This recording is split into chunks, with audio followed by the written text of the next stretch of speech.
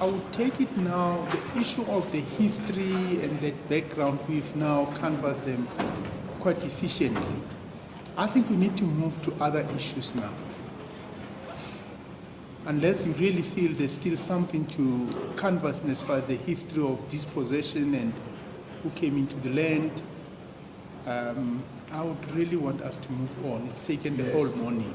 Yes, yes, well, I do intend on moving on from that topic. Okay. And I foresee finishing reasonably shortly. Okay, thank you.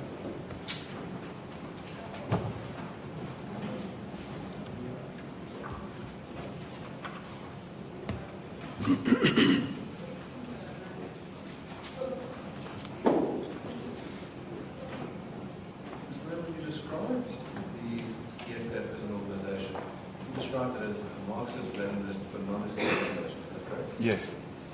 I've got a copy of Richard of the Earth. I'd like just to read you an extract from it. Get your comment. In its bare reality, decolonization reeks of red-hot cannonballs and bloody knives. For the last can be the first only after a murderous and decisive confrontation between the two protagonists. This determination to have the last move up to the front, to have to then clamber up, too quickly some say, the famous echelons of an organized society, can only succeed by resorting to every means, including, of course, violence. You do not disorganize a society, however primitive it may be with such an agenda, if you are not determined from the very start to smash every obstacle encountered. The colonized who have made up their minds to make such an agenda into a driving force, having prepared for violence from time immemorial.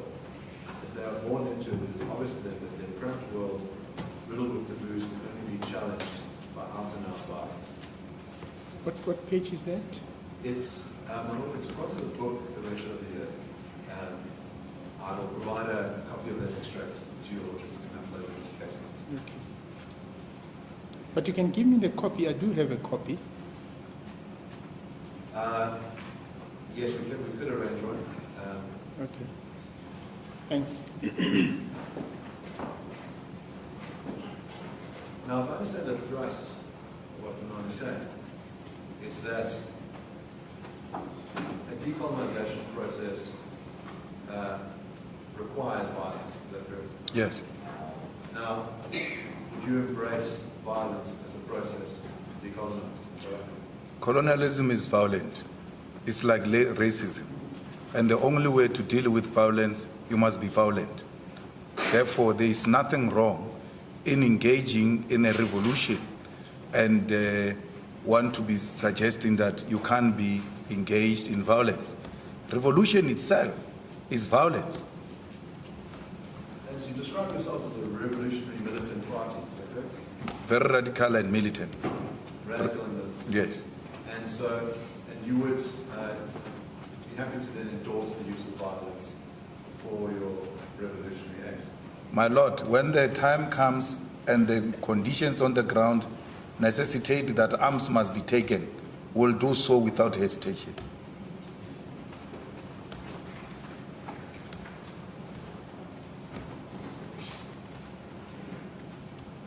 Our forefathers did that and will not hesitate to repeat, because we have not achieved that which they fought for. But we are prepared, like we are doing now, engaging in a peaceful means. So now, this is the interesting thing about your party. It seems that the only way in which it can survive is to pretend that you are still involved in a struggle against the party, even though it's 28 years later after South Africa's first democratic elections. I put it to you that the policies that your party espouse, those communist policies, have been so denounced by facts, the failed communist states all around the world, that the only way that you can get any support is to pretend that you're involved in the struggle against the party, even though party has been To say apartheid ended 28 years ago, it's a sign of being insensitive and racist, because apartheid did not end in 1994. We ushered in political freedom in 1994, and the economic apartheid remains intact. My Lord, I don't want to use your court to engage in ideological gymnastics with a person who has got no clarity, none whatsoever, what we stand for. You can vulgarize and insult Marxism the way you want, but it remains a guiding school of thought for the EFF. Yes, my point to you is that your party, from what I understand, has received about 10% of the vote. And the way it stands no possibility of ever being elected into government. Do you currently run any municipalities, for example? I'm going to be president of this country, whether you like it or not. And I'll preside over the affairs of this country, including presiding over you. I think you must start adjusting to that reality. The sooner you do that, the less chest pains you'll have when that reality comes. So what chest pains would resolve? Racist chest pains. I put to you, Mr. Malema, that, again, for a party that is at 10%, there just doesn't appear to be any possibility of being president of the country. Your party that you represent has got any percentage you can talk about, because it will never even try. Our people will reject a racist party like the one you represent. But just to help you, the EFF's existence in this country has put the ANC below 50% in the last local government elections, and has taken away, through coalition governments, metros in South Africa, in Joburg, Tshwane, Ekurhuleni, Nelson Mandela, including in eThekwini, something that nobody thought will happen even before the ANC turns 30 years. You may think 10% is insignificant, but it's a very huge percentage, and we are the only party that is growing in South Africa amongst the three parties. We've never declined in any election. So, Mr. Oppenheimer, what's the relevance of this? I'm not sure whether it really plays into the case that's before the court. Well, my Lord, my point is that the rhetoric that Malema uses is political rhetoric of a very dangerous nature. But that it is to create a struggle, say we're engaged in a struggle. But in some senses, there's rhetoric that seems to only have a certain amount of appetite, which is supported as to be capped at 10%.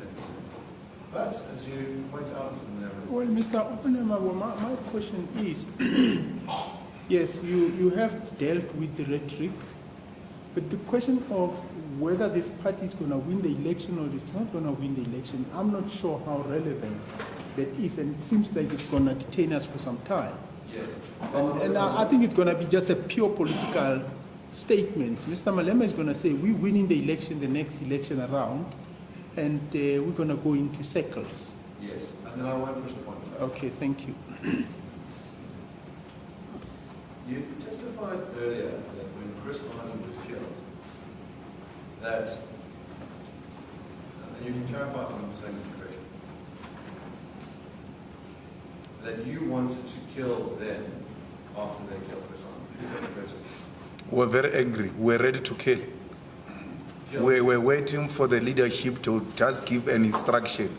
And all corners of South Africa, we're going to engage in a revolution.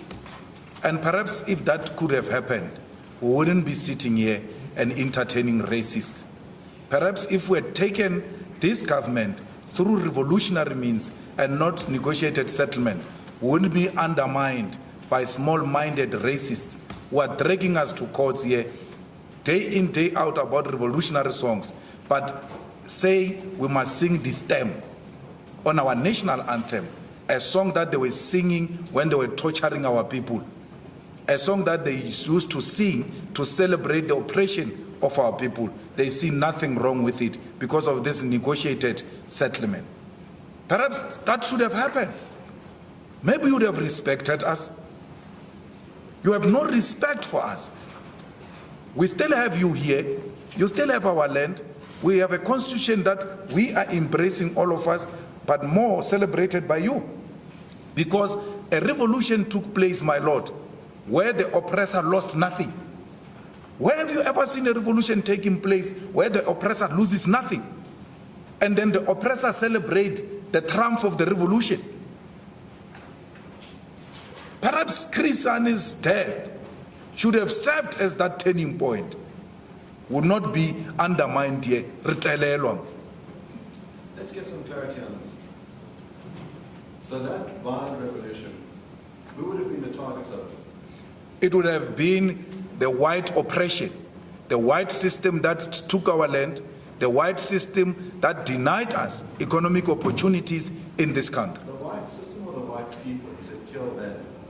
I'm asking if you intended on saying... But I gave you an answer. You either take it or you leave it. I said, who's the target? I said, the white system of segregation and oppression would have been a target. Now, hold on a second here. This is what I find relevant. You want to say, we should have had the violent revolution. We wouldn't find ourselves in court today being dragged here to answer about hate speech. We removed this system. But that system of segregation is being dismantled. Is that not correct? It's not. It's not. I told you, I asked you a question, my Lord said I shouldn't ask you questions. And there he intervened properly and decisively because you're not going to answer it. I asked you, who owns the Johannesburg Stock Exchange? Do you know, my Lord, that 2% of Johannesburg Stock Exchange, 2% is owned by 100% owned black business? 2. There's nothing beyond 2% in the Johannesburg. What do you call that? That's an economic oppression. When you talk the land, and we're talking here agricultural land, the study that was conducted on agricultural land is 7.5%. I'm answering your question of oppression. The question is about, you said, if, when Chris Hani was killed, we wanted to kill him, right? You said, maybe it would have been better if we'd done that. Yes. I'm asking you who then was. The system, the white system of apartheid should have been attacked and collapsed and brought to its knees, violently so. Perhaps if we had done a proper revolution. Because, you know, my Lord, we're sitting here with pain, with trauma, and to be interrogated by people like this, who perpetuate the segregation, who continue to promote racism in this country. It's really unfair. You know what's unfair? The complainant has led witnesses who survived farm attacks, who expressed real trauma, who themselves, the one witness was shot and his wife was murdered in front of him. The other one discovered her husband after being shot in the head. That's real trauma. The testimony from them is that when they hear chants like kill the Boer, kill the farmer, that brings back those memories of real trauma, real vivid trauma, recent trauma. And you have taken the position that that trauma doesn't matter, that only your pain matters. That strikes me as a failure of humanity. My Lord, a real trauma of two people is called a real trauma. A trauma of my parents who have had to pick up the dead bodies in Soweto, of their children who went to school and came back dead. That is not called a real trauma.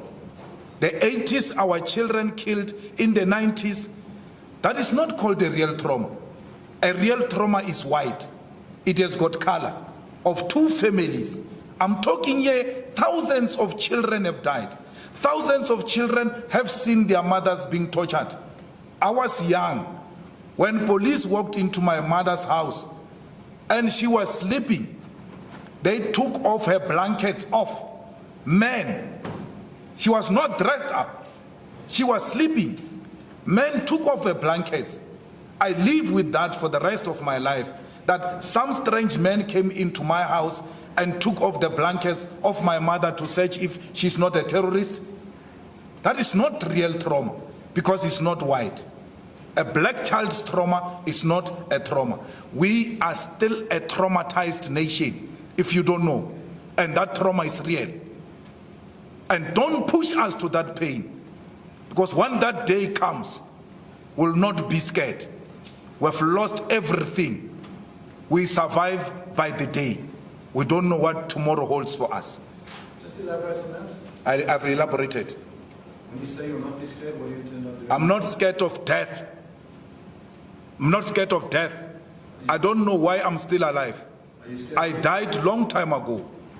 Are you scared of killing? I'm not scared of killing. A revolutionary is a walking killing machine.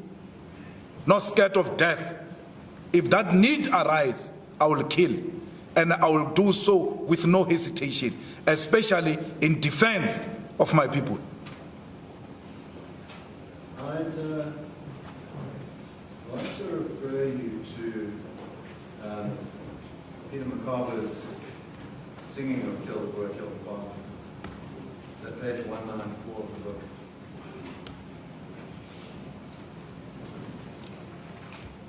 You stated earlier that Mokaba was a mentor, is that correct? Was Was a mentor of yours? Peter is my brother, is my mentor. Yes. I respect him highly, and I think that enough is not being done to honor him. And that is a topic for another day. A lot of comrades who come from where I come from have not been honored. They are looked down at, and a temptation exists that their names must be erased from the books of history. And Peter belongs to that history. He has not been honored properly. I think he deserves more. We should replace Paul Kruger's statue in Pretoria with Peter Mokaba's statue. So I'd like to read to you an extract from the book. It's at page 194 of the book. It says, Mokaba was particularly known for popularizing the song Kill the Boer, Kill the Farmer. On 17th April 1993, Mokaba addressed a mass rally in Khayelitsha just outside Cape Town, Cape. He led the crowd in chanting, Kill the Boer, Kill the Farmer. The slogan, Bulula Mbunu, Kill the Boers, was used. The song had been a popular song of the ANC and its military in Contradicting in its armed struggle against the white minority government. Despite severe criticism, Mokaba persisted, even going further to a rally at Shoshanbutwe Technicon in Pretoria, Gauteng, on 21 April the same year. He said, quote, let me make it clear. What I said was, kill the farmer, kill the Boer, shoot to kill. This is our culture, this is our tradition. Those who disagree can go to hell. Would you endorse this? I don't know what you are reading. I don't know that speech, my lord. I don't know what you are reading. Well, then I can ask you just, we can refer you to the, you can have a copy of the book in front of you. Which one? It comes from this book. I don't want to touch that book. It has got blood. I don't want to touch that book. It has got blood of black people. I don't want Ruth's book next to me. Give me Wretched of the Earth, if you want. Yes.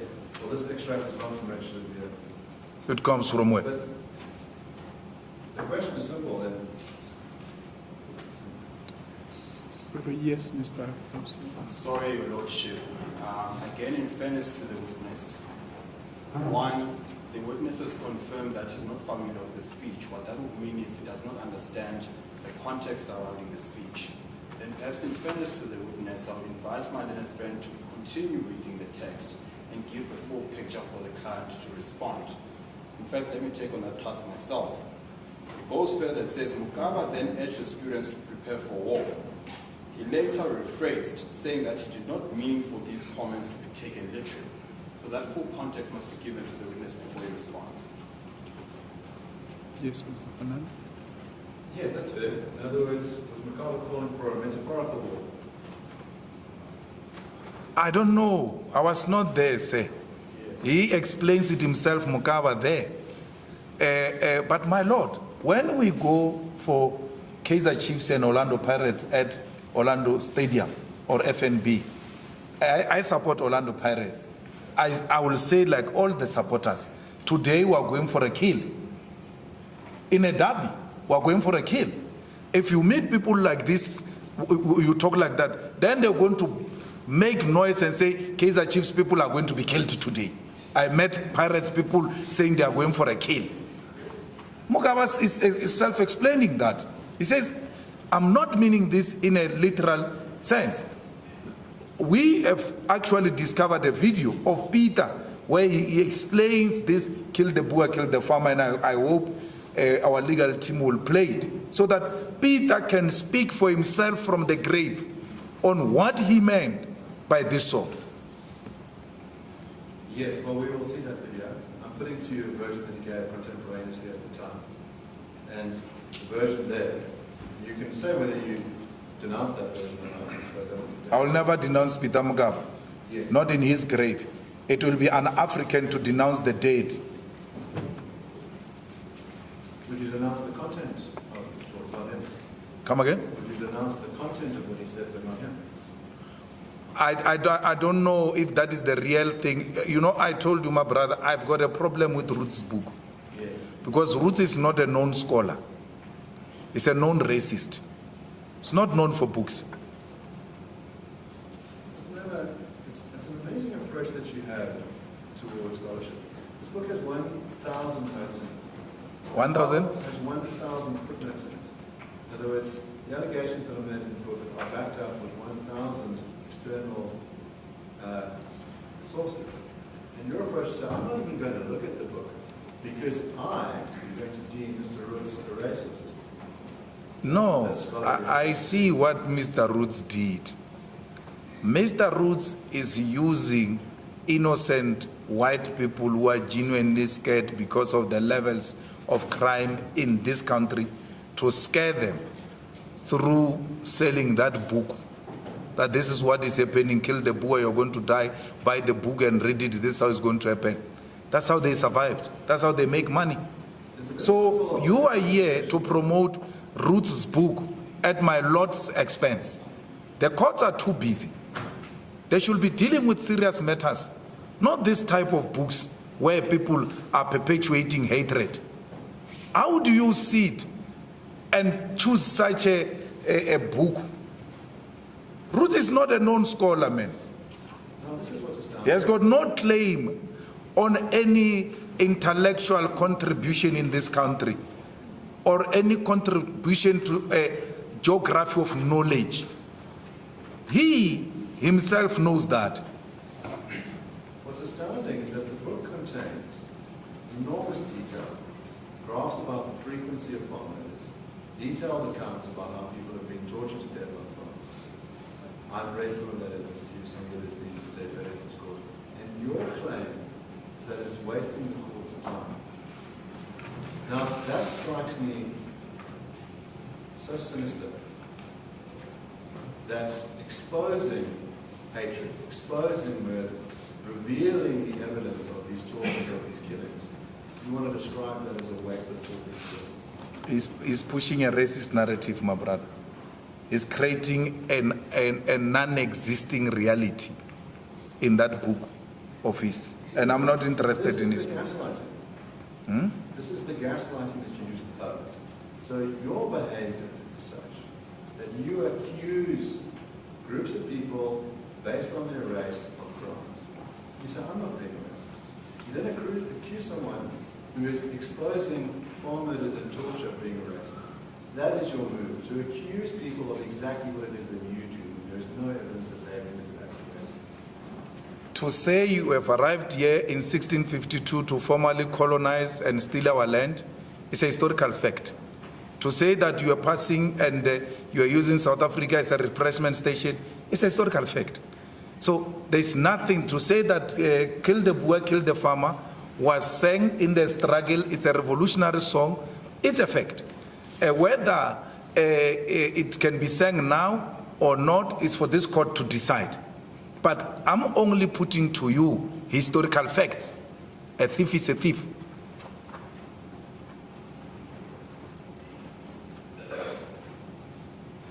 Now, you quoted, showed a video, or legal team showed a video of Thabo Mbeki explaining the kill the word. I'd like to reference his brother, Mbeki's view. That's at page 207 of the book. It says, Mbeki, political commentator and brother of former President Thabo Mbeki, responded saying that what Malema was doing was nothing more than a call for the slaughter of Afrikaners. This is in reference to seeing people who were women. Who's that? Mbeki. Is his opinion. Yes. So, is his. do you take it, in other words, that different people can have different opinions about what you're doing? Well, Mbeki and Mwelezi, Thabo and Mwelezi have always had different contesting views on ideas. Yes. So would you say, in other words, individuals can have different views on the same set of facts, different opinions? Yes, I've said that all the time. Even if they're both black? Come again? Even if they're both black? Yes, they're both brothers? yes.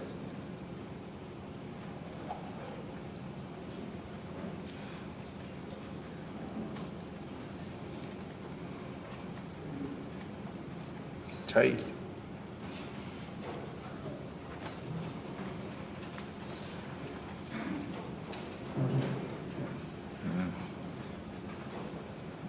Mr. Levin, the complainant has sought payment from the respondents in the sum of 500,000 rand, not to be paid to the complainant, but to be paid to an organization that combats racial hatred. Now, are you personally, Mr. Mlozi, or the EFF, able to make payment of this 500,000 rand if you were so willing to do so? Who's asking for payment? The complainant in this case. Afriforum. Yes. Repayment made not to Afriforum, but to an organization that combats racial hatred of 500,000 rand. And I'm asking whether you personally, whether you cited as a respondent personally, as is Mr. Ndlozi, as is the party itself. So separately are those different parties able to make payments if so ordered by the government? Each 500. It's joint and several. Okay. Tell them to pay reparations first.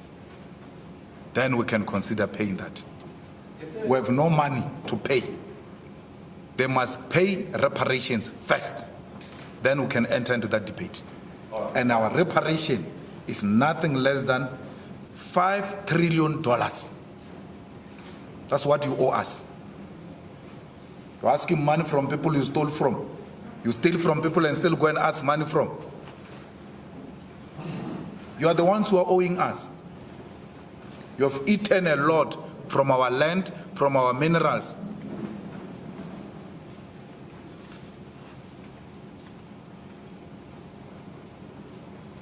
The question is a simple one, which is if this court orders you, Mr. Ndlozi and the EFF, to pay 500,000 rand, will you pay it? Well, we can't afford, my lord. We're being owed here. We can't afford. Do you not have the money?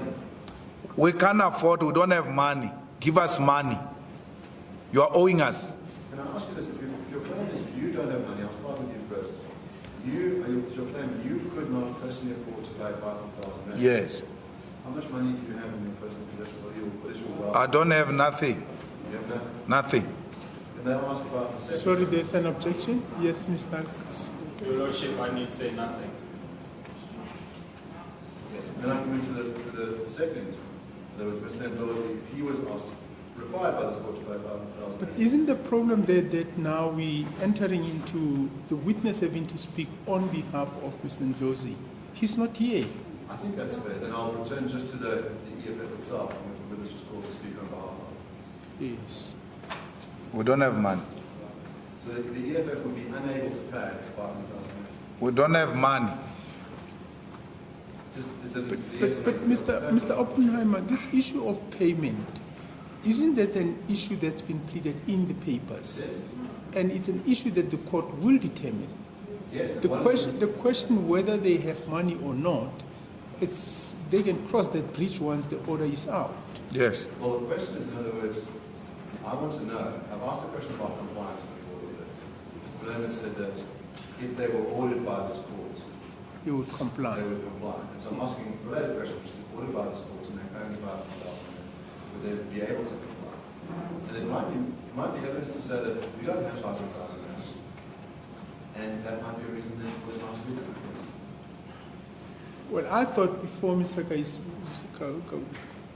Siboto stands up, that that's an issue for argument.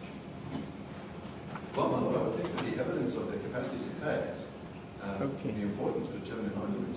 Okay. I just want to, if I understand the evidence, is that they don't have the capacity to pay 500,000 rand. Okay. I'm just trying to pin that down. Okay. Yes, Mr. Kasibu. Well, the answer lies in exactly what my learned friend has just said. The question of their ability to pay is a question for argument, and that's precisely the point. I don't see how we even get there. I mean, it's no different from asking if the court sentences you to a prison term when you go to jail. How do we even get there? The question that the witnesses must deal with is a question on the merits. As to whether they can afford or not is a question that's needed to be determined. And if they're in contempt, then we deal with the issue of contempt then. Yes, Mr. Oppenheimer. Yes, well, it's a simple question. In other words, there's the enforcement mechanism. In other words, if this court so orders that those three respondents must pay 500,000 rand, that's the enforcement question. There's an argument about what the appropriate sum is. But I would think that part of determining whether that sum is appropriate is to determine affordability. Like in in this case, I'm not asking one of the parties, can you afford to pay this amount? Yes, but help me, Mr. Oppenheimer, here. Are there no other risks that arises from wanting the witness to answer that question? I don't understand. I'm just saying, you saying, can you afford to pay? And if he says, no, I can't afford to pay, aren't there legal consequences that may arise from that answer? Well, I would think that's a reason then to argue about the amount of fee. In other words, an argument, counsel can rely on that evidence and say, well, I was being sought just 500,000 and in the regular state it doesn't have 500,000. Well, let's just get the witness to confirm what he's already said. Mr. Malema, you saying, firstly, yourself in person can't afford to pay the 500,000. Yes. You saying EFF cannot afford to pay the 500,000. Yes. That seems to be your answer, Mr. Oppenheimer. Yes. Yes. And Mr. Ndlozi Shema, for sure books, he can give you books. Mr. Ndlozi.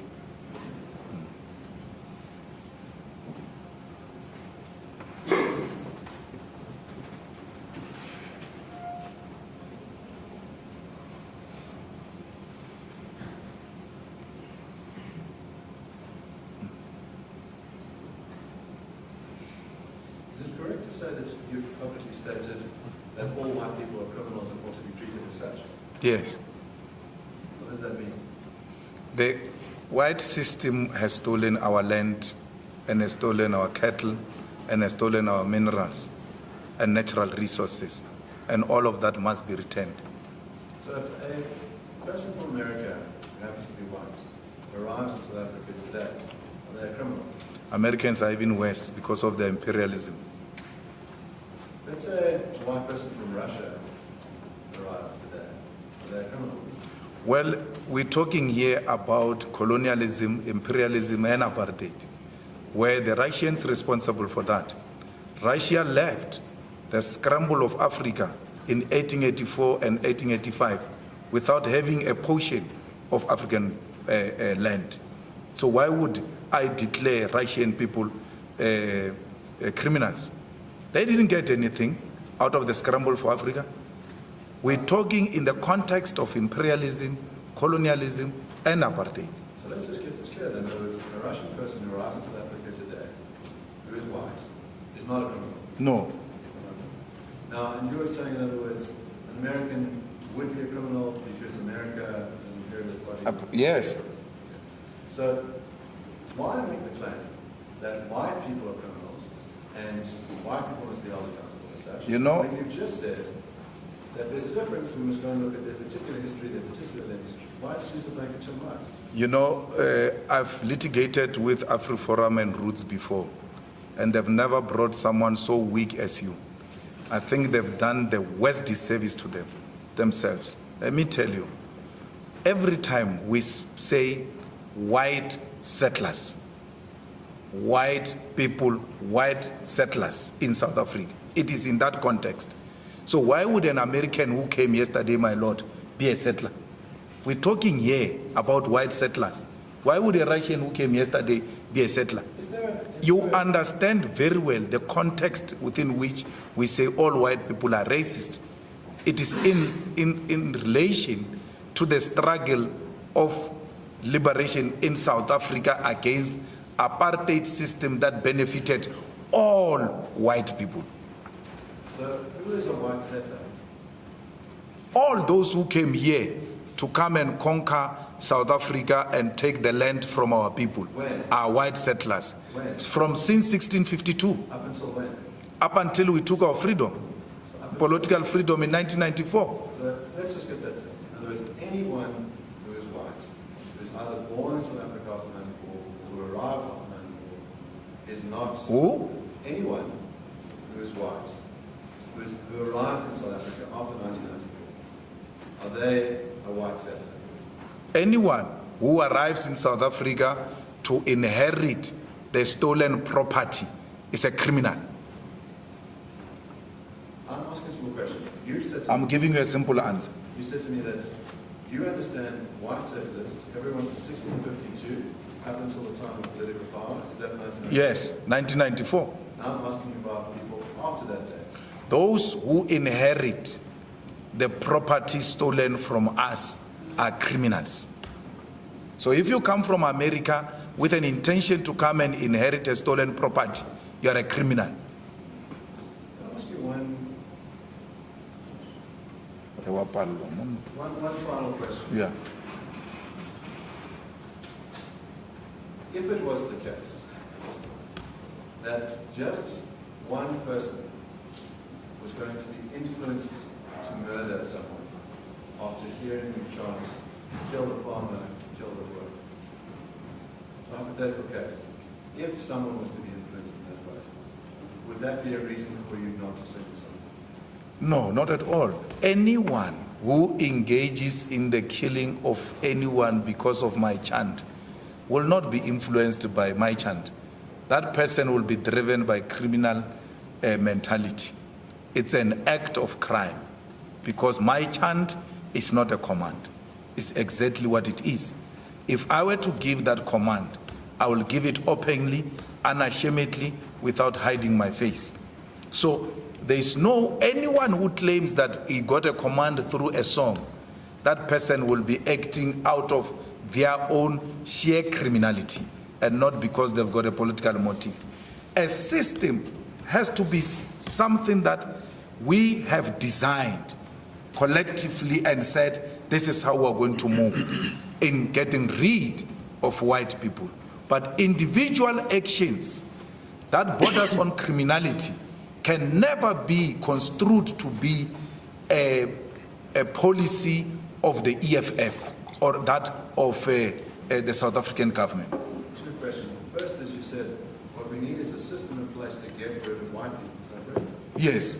What would that mean to get rid of white people? So if we go into a conference and we go or into parliament and make a constitutional amendment that all whites must be driven to the sea and any white who remains here is going to be killed, then we engage in that type of a program to drive all whites to the sea.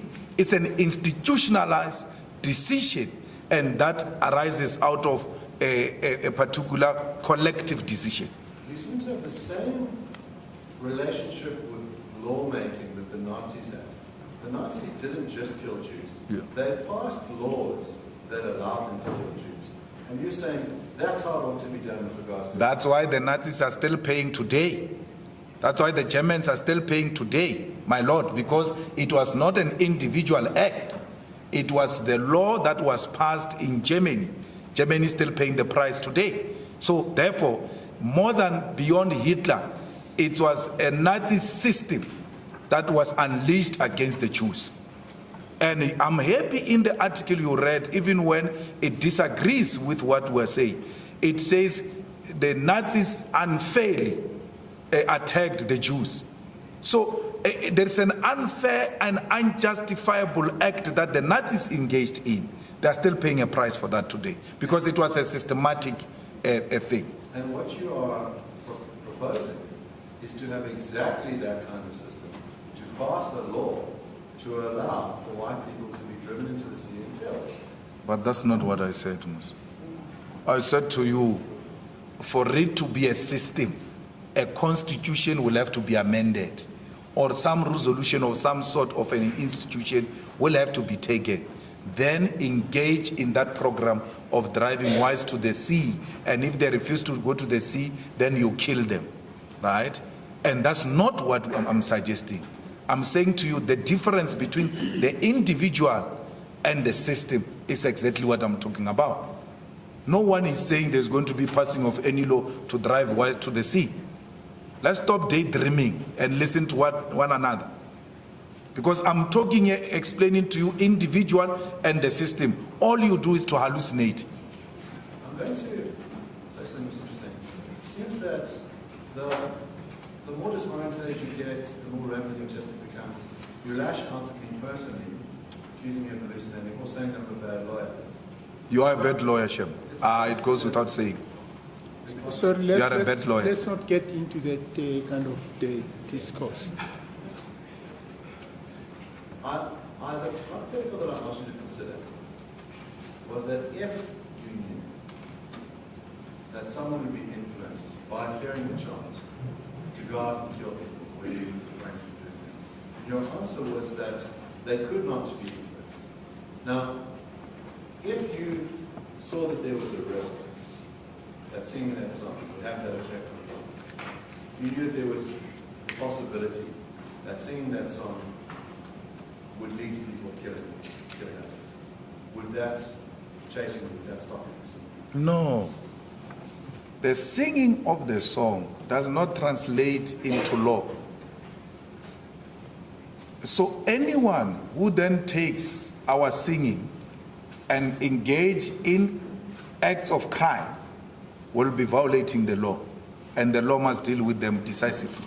Let me ask you this: if there was a risk in singing that song, that you would cause psychological trauma, emotional pain of a severe nature to people who have been victims of farm attacks, would that stop you from singing that song?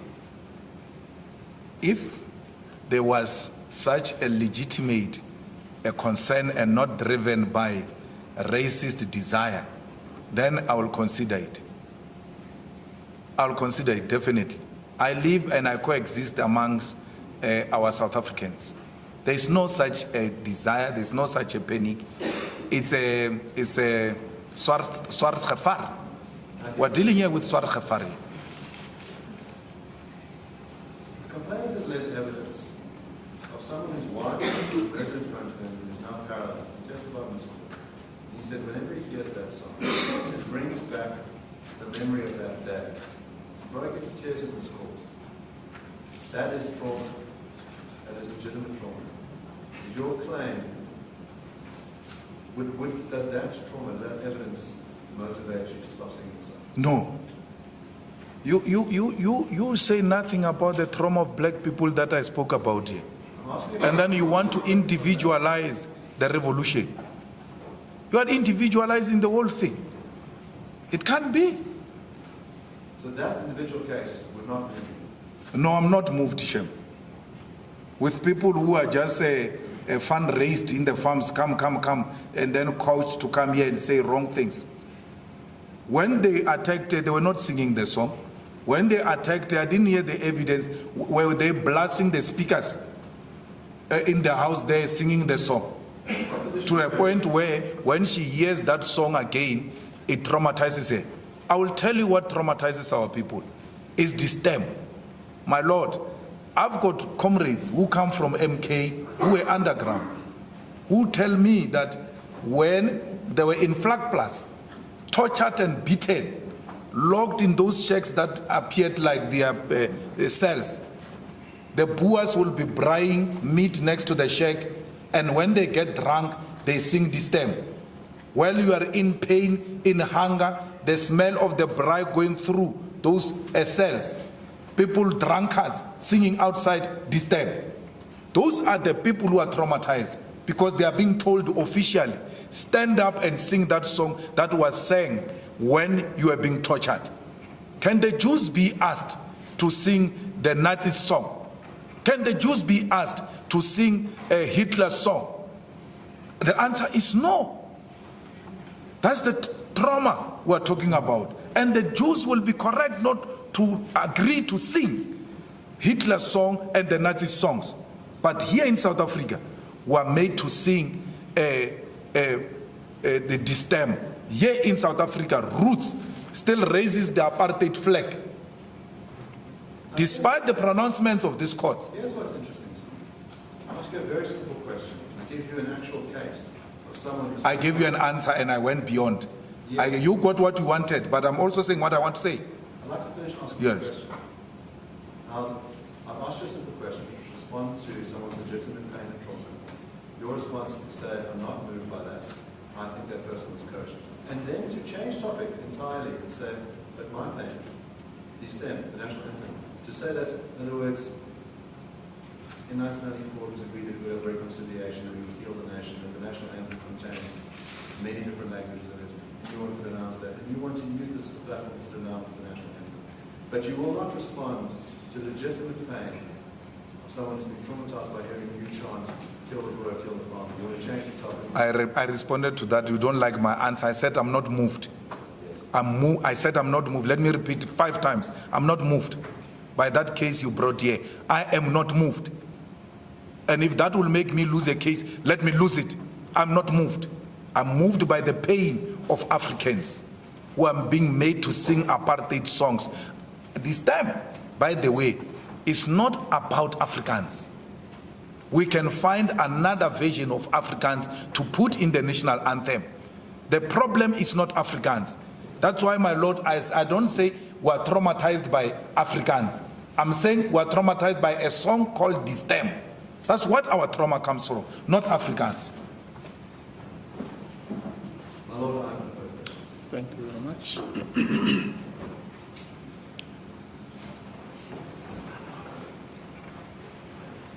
Mr. Kasiboto, re-examination. As the court pleases, my lord. Just by way of housekeeping, the first issue I'm going to deal with is a question of re-examination, and I actually have one question in that respect. Perhaps a proposition that the witness I would like to respond to. That's going to be the sum total of my re-examination. I don't know if the media can pick me up. They can't. Do you mind moving the microphones to this side?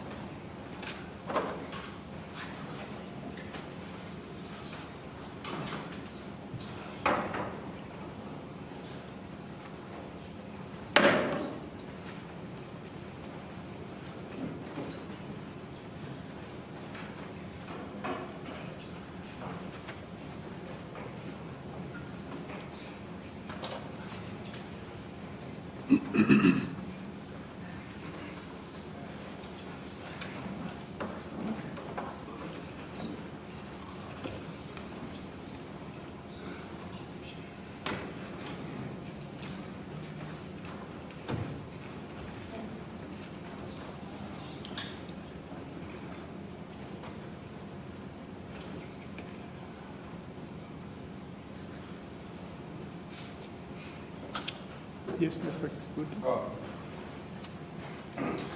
Sorry, Your Lordship, just for the benefit of the public who wouldn't have heard what I said earlier, I said by way of housekeeping, what I'll do first is re-examine the witness on one aspect, just one aspect.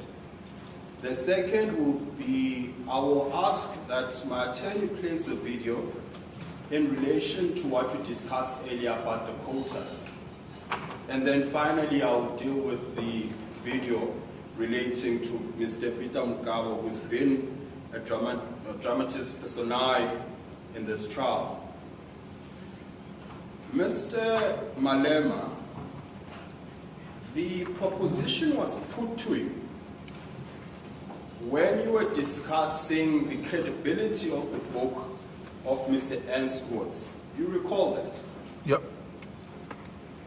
The proposition was, it's improbable that it is racist propaganda because it's got thousands of notes. Was that not the proposition? Yeah. There's a book called The Mein Kampf by Adolf Hitler. Do you know about it? No.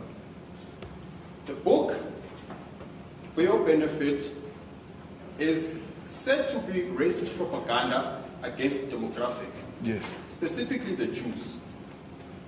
Now, if the argument is that this book, before this trial, can't be racist propaganda because of thousands of notes on it, would it not be interesting to see how many notes main count has? Absolutely. Does the fact then that it's got thousands of footnotes negate the content of the book itself? No. Now, with that being said, let's deal with the first video. And the video, just for context,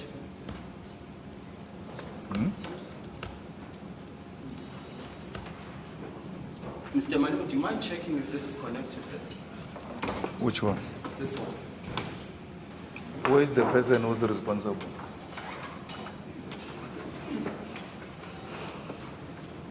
It's connected, it's going all the way up. Okay.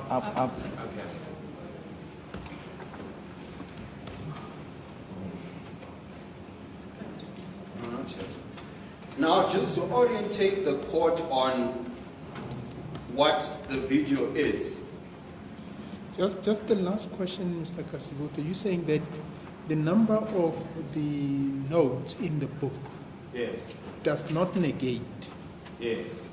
That's the proposition. It can't be an argument because for thousands of notes, it can't be racist propaganda. In the same way, the main campus got thousands Okay. of notes. And I see. So it's not negated.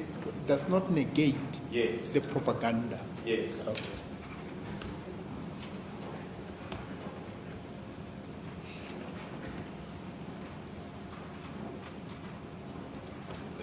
You may proceed. Just to orientate the court, the video that we are about to publish is a video which we promised to provide to this court earlier. We're discussing the issue of the quotas, the labor quotas, issues around main lane, ocean basket, and cream in Mall of Africa. And the witness had promised that there's a video where he's shown to denounce the position that was taken by the leadership in Tshwane. And now this is the video that was so promised. It should not be with the employees. No foreigner must be a target of assault by any of our people. And no any of our persons should speak 70%, 90% South Africans. That is the kind of madness we don't want to hear from an EFF leadership. All Visual. Just hold on. Can you confirm that is you in the video? Yes. And it's in response to the video that was played earlier? Yes. And that is a public press conference. If you see, there's an SABC microphone. So we're condemning it publicly through the press.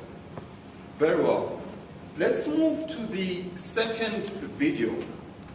Again, for the benefit of the court. Under. No. Yeah. The second video is a video of Mr. Peter Mokaba. The second video is a video of Mr. Peter Mokaba, and he is dealing with the question of what does the song Kill the Boer mean? Now, this is important, and I'm going to ask you to confirm a couple of things. This is just for context. This is an important video. It is important because absent any evidence to the contrary, and we submit it to court, there's no evidence to the contrary, 4 people will testify to this exact same version. And it's not 4 people that don't matter. The witness has confirmed this version.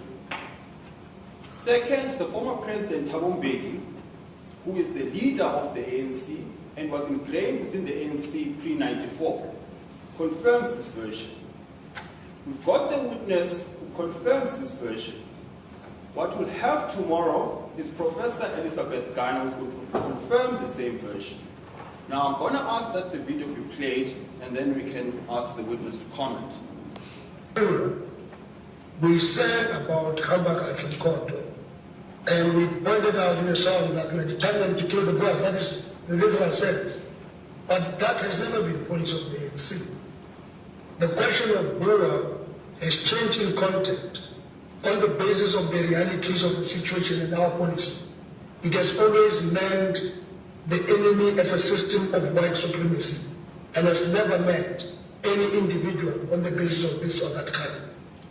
And even as we chanted these slogans during the armed struggle, they have never driven us to the houses of the whites or to the farmers as individuals to kill them. Now, what has changed? Now, thanks. Two things are quite apparent to me from that video.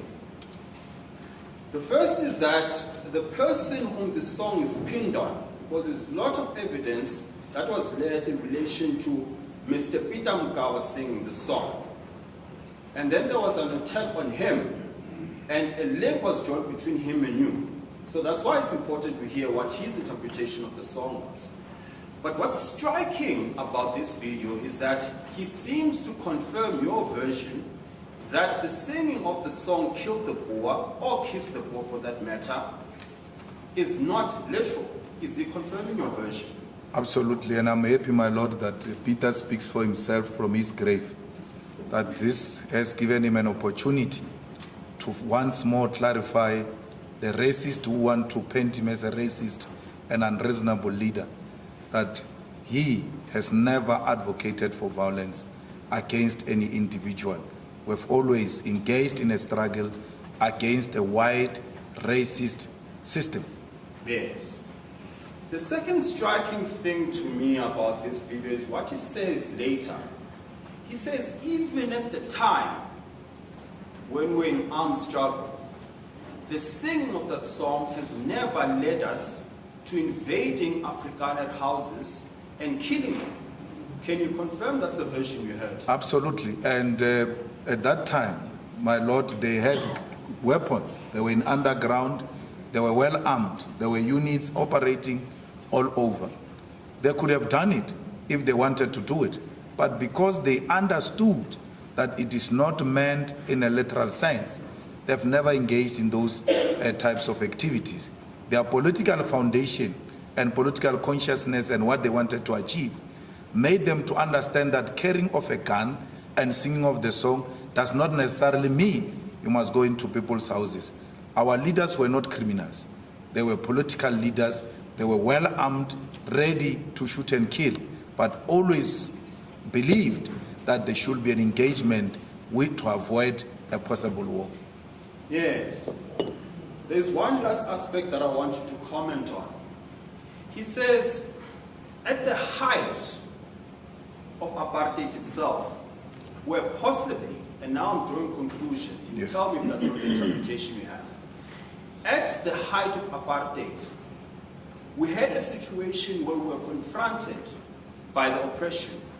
Even then, it did not kill. We still maintain that position post the end of apartheid. And if that has always been the attitude, what has suddenly changed? Because as I understand it, the case before this court is that something must have changed from that philosophy. Do you perhaps know what has changed? Nothing has changed, my Lord. Mokaba's argument is that we sang these songs at a point when we're angry, at a point when we saw our comrades falling, being shot by the apartheid system. Even with those dead bodies in Sharpeville, in Langa, and everywhere else, armed with weapons, we still did not invade white people's houses. Now we exist in a period of a relative peace where it is not charged like it was charged that time, where we were armed. Now we are not even armed. We were armed that time. We were singing this song. We did not invade white people's houses. We are not armed, and we are continuing to sing the songs that we're singing when we're angry and burying our own comrades. I mean, you can imagine when you attend a mass funeral where you bury 20 people at the same time, and majority of the combatants there are angry and they are armed. But because they are not thugs and they've got political education and they appreciate the nature of the struggle we're waged in, they've never resorted to violence. Now we're not armed. Now there are no dead bodies in front of us. All we do is to sing struggle songs to remind ourselves of where we come from and where we are going. People want to ban the song. Our struggle is not hate. Our struggle has never been hate. Apartheid is hatred. And I apologize for interrupting you. Just so that I understand in conclusion, the suggestion is that if at the height of apartheid, at your angriest and potentially entitled to act violently in defiance of the unlawful system, Yes. you did not kill people and were not led by the song to kill people. Absolutely. Now, the suggestion is that, well then, why would you start now when you are less angry and unarmed? Is that the suggestion? And when we are also in government, why would we kill now? The MK's philosophy has always been that we do not target soft targets. It has always been a principle. Only when you find yourself at a compromised position where you had to now shoot to kill what could appear as a soft target. But when MK infiltrated the country at that time, instructions have always been very clear. We do not attack soft targets. And the farmers, as individuals, would have been the easiest and the soft targets, because when you enter the country, you go through the farms. There's never been massive killing of farmers by Mkhonto weSizwe or APLA or any of the armed wing of the struggle, because they understood that ours is not individuals, is but a system of apartheid. Thank you, Mr. Malema. No further questions.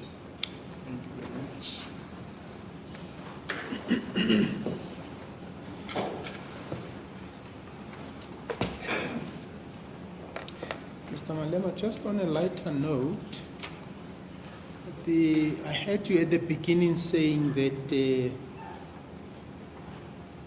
South Africa is now a class of its own. Of its own. The working class is a class of its own. Yes, yes, yes. Have they reached there? I thought Marx said the certain stages that you've got to reach to classify the working class as a class in its own. Well, we have not necessarily arrived there. Okay. We are working towards there, but the preposition I was putting was... No, as I say, it's on a lighter note. Okay. Okay. Yes. In the same way that I had to use socialism and communism interchangeably. Yes. So those are stages. Yes, those are the stages in Yes. the process. Now, just my understanding, you gave a whole history of the issue of land dispossession. Let's just focus on that, because mainly this case is about the song in relation to people who are occupying the farms. Yes. You said the whole process started in 1652, it went on, and that you've just said now that you are not targeting individual farmers. That's one of the issues I wanted to raise, but you've now answered that. But you then also say that whites have naturalized, they form a group within the South African society. Yes. And thus their concern needs to be taken into account. So you recognize that they are part of the South African society. Absolutely, my lord, but it doesn't take away the fact that they came as visitors. Yes. They might have naturalized, that's number one. Number two is that if they are white concerns, we really have to take them into consideration. Yes. And I don't think the applicant represent the white concerns. Okay. And then you also mentioned that the period prior to the Constitution coming into place. So in your categorization of history, you also recognize that then came the period of the Constitution. Yes. Which would then change also the context in which things happened prior to 1994. Yes. The approach and the attitude that would have been adopted by the groupings as they were involved in the struggle. Well, in the characterization of who are the settlers in relation to the stolen land, Yes. my argument is that all those who inherited the stolen property remain in possession of illegal goods, and that makes them the land thieves. But we should take into consideration that there was 1994 political breakthrough, and therefore in every time we engage on these issues, we must be alive to that fact. Okay. So in other words, what happened before 1994, when there was an armed struggle, Yes. and what happened thereafter, the context changes in terms of the engagement. You can't use the same method. The format of the struggle and the nature of how it's going to be waged, it has to change. Yes. Hence, President Mandela in the 90s called for the suspension of armed struggle to give way for the negotiations. Yes. So you're saying after the 1994, even though you obtained political independence, Yes. the struggle still continues. Absolutely. And the method used in the struggle prior to 1994 would be different to the struggle now that's been used after 1994 in the Constitution. Absolutely. It must be within the confines of the Constitution. And that which you want to advance and you think it doesn't find an expression in the Constitution, you will rather call for the amendment of the Constitution to include the issues that you seek to tackle. And then you also said that in as far as shoot is concerned, what you really mean is shoot the system, Yes. not the individuals. Yes. And that the farmers are used in the chanting as part of the system of dispossessing blacks of the land. No, the word farmer, it was used in the context of giving the struggle a face. So when you say, for instance, reconciliation, the first face that comes into your mind is President Mandela. So every struggle gets to be given a face. Because it's a struggle for land, then the people who are in the immediate related to the land is the farmers. And that's why the usage of the farmer, not necessarily the individual, but as a face that represents the system that dispossessed us of our land. Yes. And you say that you sang the song prior to 1994 Yes. when you were very angry. Yes. And at that time, the various military organs of political parties could have actually used force and violence because they had arms with them. Yes. Now, if we say in that context, the song was sung to, you say it was not an instruction, but could it be said it was sung to mobilize? Yes. It was sung to That's what the mobilize. song is about. And if we say it was sung to mobilize, that really gets people activated. Yes. And it could actually lead to a situation where, you said, the agent provocateur could go out there and do what you did not anticipate them doing. They have not done it, my Lord, throughout. At a point when the anger was at an unmanageable level, They didn't do they've it. never done it. Why will they do it now, my Lord, when they are in a relative peaceful environment where there's a democratic political dispensation and they are the courts, if you are offended, there are all types of recourses that you can engage in to deal with whatever makes you angry. So I don't think now even room exists for agent provocateurs to use the sword to want to justify their actions. And now, if you said you recognize that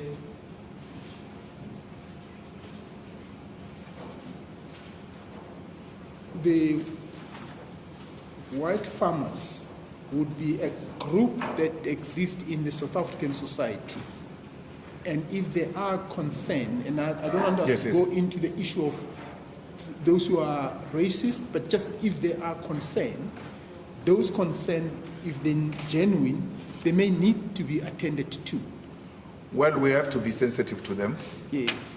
Now, And equally, we ought to be sensitive to those who sing the song. Yes. If for argument's sake, there's a group of farmers that, and I'll use a hypothetical case. If there is a group of white farmers that are known to be committed to the new dispensation, the constitutional system, but they come to EFF and say, we're scared when we hear this song being sung. What would be your view on that? We'll tell them they've got no reason to be scared, because this song was sang at a point when our people were extremely angry and they've never attacked any farmer. And now they are singing it now in a very relative, peaceful South Africa, where people have come to embrace the principle of reconciliation and coexistence. So they've got no reason, none whatsoever, to be worried about. Because, my Lord, if they are going to be sensitive to the struggle songs, then they will have to be sensitive to all the struggle songs. Because all of them talk about killing, all of them talk about guns, all of them talk about all manner of violence. Unfortunately, we never sang songs of love in the struggle. There's no single one. If any, there is a one that I hate, which makes us look like victims when we've got warriors who came before us. That one of Senzenina, Senzenina. You know Wenzeni. Why are you asking the question Wenzenina? So I don't like that one, because it creates an impression of victimhood. We're children of warriors. We're not victims. We can fight our own battles. So majority of the songs, unfortunately, my Lord, they speak violence, they speak guns, they speak about boas. But the songs that were sung, in particular also this song,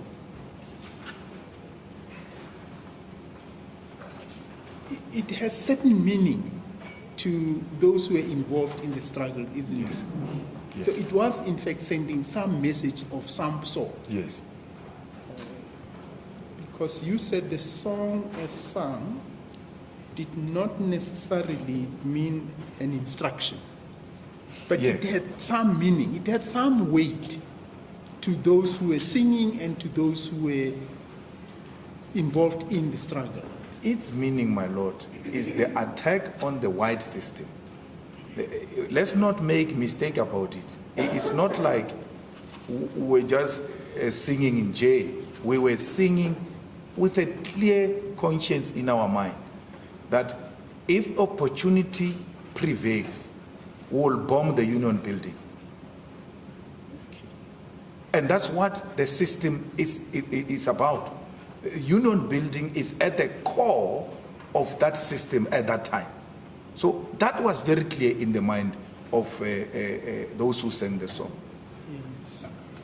But there were some of the songs, and I know it's not been raised here, but just out of interest, there were some songs which were sung, as I say, that were sending a message, for example, or in fact recording some kind of a historical event, like Dobole Bonula se Angola. Yes. Wasn't that the song that actually recorded what came to be known as a kind of a defeat of the... They were celebrating Kuto Carnival. Kuto Carnival, that's yes, right. But there was also a song which was saying, just before Mandela was released, which said, Oliver Tambo talked to Botha to release Mandela. Yes. So in these songs, it seems to me there is some message that's been sent there. Yes. And am I correct to say those messages were carried significant weight in that song when it was sang, I would have thought somehow there was concern that there may be rebellion to say negotiate or to enter into discussions with the government. Not like you said, my Lord, they were used to mobilize. Yes. Were mobilized using the song to mobilize our people. And I said to one of the councillors earlier that we also use the song to politicize. So you try find nice melody to politicize our people, because, my Lord, there are people who, some are not good at staying at meetings and listening. Some are not good at reading. So you use the song to reach to them, and then use them, agitate, mobilize, and then take them to the picket lines.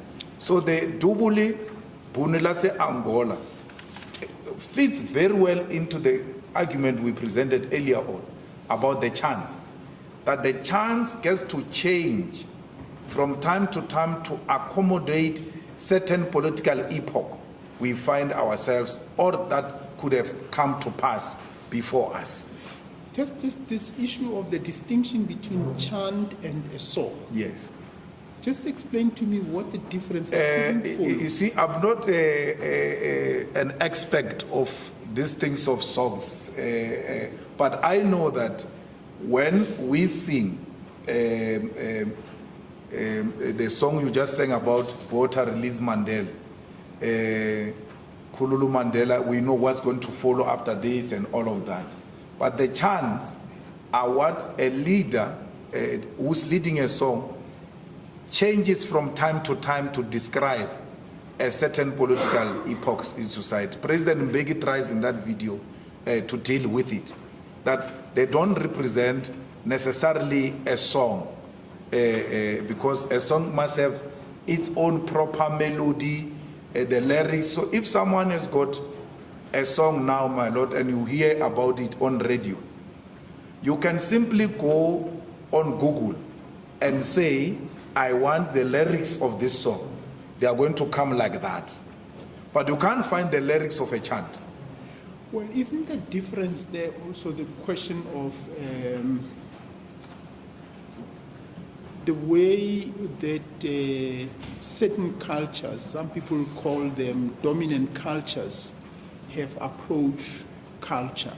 Yes. In that, generally in the Western world, songs are recorded, they are given titles and names. Yes. But in the African culture, often songs just comes from, I would say, from nowhere. A big song could be sung that you've never thought of, but it still remains a song.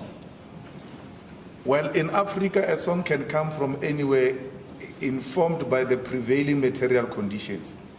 I mean, now there is a song sang by people in the villages celebrating 350 grant of Cyril Ramaphosa. They thank him in that song that is giving them 350. So it's a song to respond to the current development.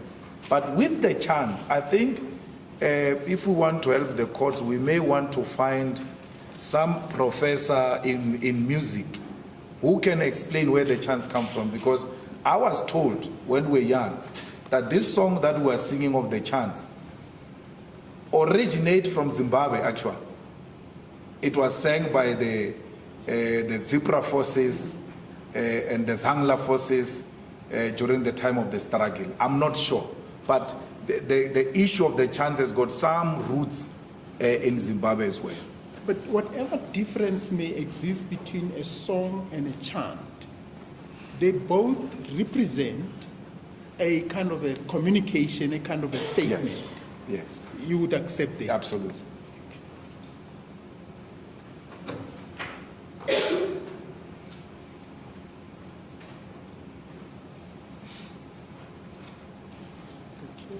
Thank you very much. Any question arising from a question, Mr. Kaspoto? Yes, Your Lordship. I'm grateful that the witness has qualified his responses to the very last question in particular, that perhaps we need an expert on this. Because the expert we're calling tomorrow is an expert on African languages and music.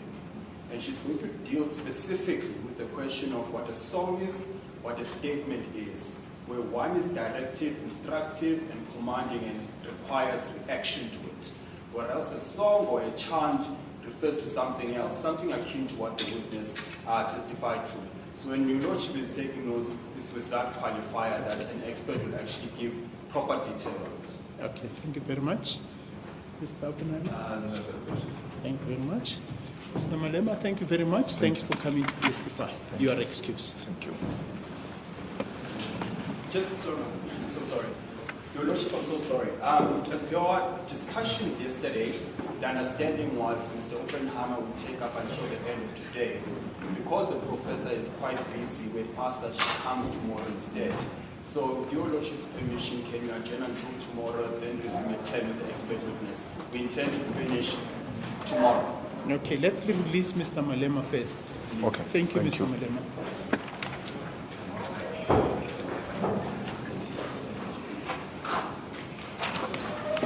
Okay, yes, we had spoken about the issue of your witness tomorrow. I don't know to what extent it's going to, or how long the witness is going to be. Have you had a chance overnight to look at that and whether we'll finish tomorrow? Yes, Your Lordship. What I can confirm is initially, I estimated 3 to 4 hours just in evidence in chief. I've revised that in the interest of time. So I've zoned it down to perhaps around tea time, maybe just slightly after. I'll finish with my examination chief. My learned friend will cross-examine, and I presume around this time I can be done. Okay, thank you very much. The court shall adjourn. We will resume tomorrow at 10 o'clock. Court adjourned.